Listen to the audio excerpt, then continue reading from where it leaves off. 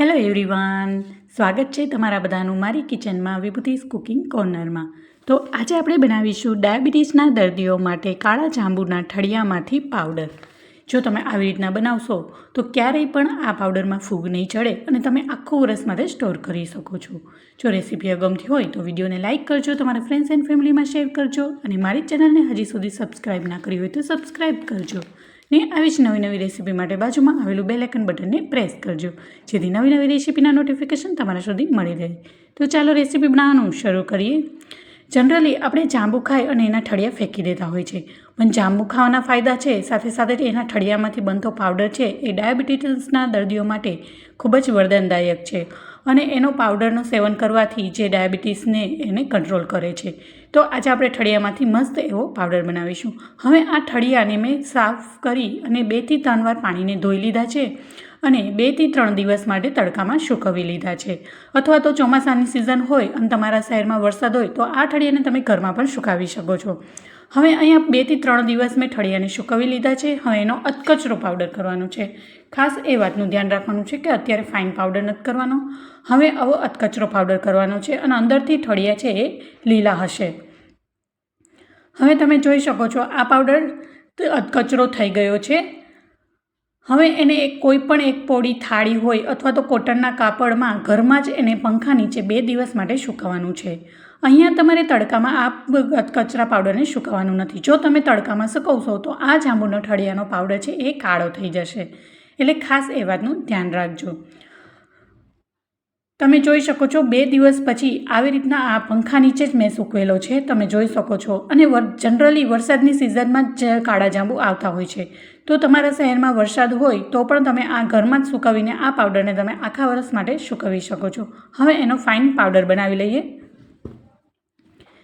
ડાયાબિટીસના દર્દીઓ માટે આ પાવડર છે એ ખૂબ જ લાભદાયક છે. તેને સવારે નૈણા પેટે આ 1 ચમચી હુંફાળા પાણીમાં પીવાથી એને ડાયાબિટીસ કંટ્રોલમાં રહે છે. સાથે સાથે સ્કિનને પણ ગ્લો આપે છે. અને જનરલી બધી આયુર્વેદિક ફાંકીઓ હોય છે એ કડવી હોય છે, પણ આ જાંબુના ઠળિયાનો પાવડર છે એ સ્વાદમાં તુરો હોય છે.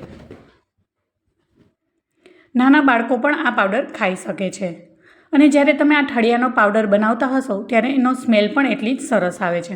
હવે એકદમ આ ફાઇન પાવડર બની ગયો છે. હવે કોઈ પણ ચાણાની મદદથી ચારી લઈશું. હવે તમે જોઈ શકો છો આ ઉપરનો જે કૂચો વધ્યો છે એને પણ ફરીથી આપણે મિક્સર જારમાં ચારી લઈશું. એવી રીતના 2 થી 3 વાર આપણે કરવાનું છે.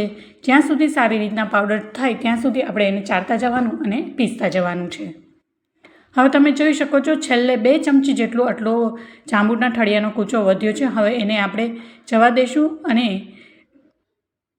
ફરીથી આવી રીતના જોઈ શકો છો તમે આટલો જ કૂચો રહ્યો છે. હવે મસ્ત એવો ફાઇન પાવડર થઈ ગયો છે અને તમે એનો કલર પણ જોઈ શકો છો, ક્રીમ કલર જેવો થઈ ગયો છે. જો તમે એને તડકામાં સૂકવો તો કાળો થઈ જશે.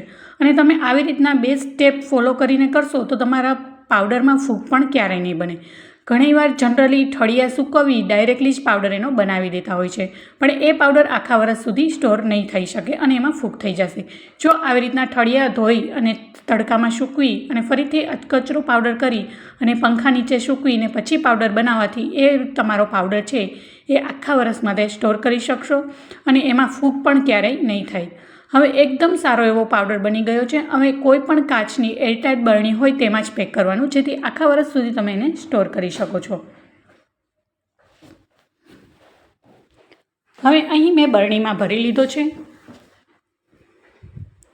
તો ખૂબ જ ડાયાબિટીસના દર્દીઓ માટે લાભદાયક એવો જાંબુના ઠળિયાનો પાવડર બનીને રેડી થઈ ગયો છે.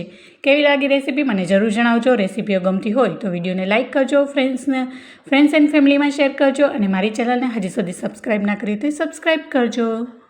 અને જાંબુના ઠળિયામાંથી પાવડર તો બનાવવામાં આવે છે, પણ સાથે સાથે જાંબુના ઠળિયામાંથી મુખવાસ પણ બનાવવામાં આવે છે.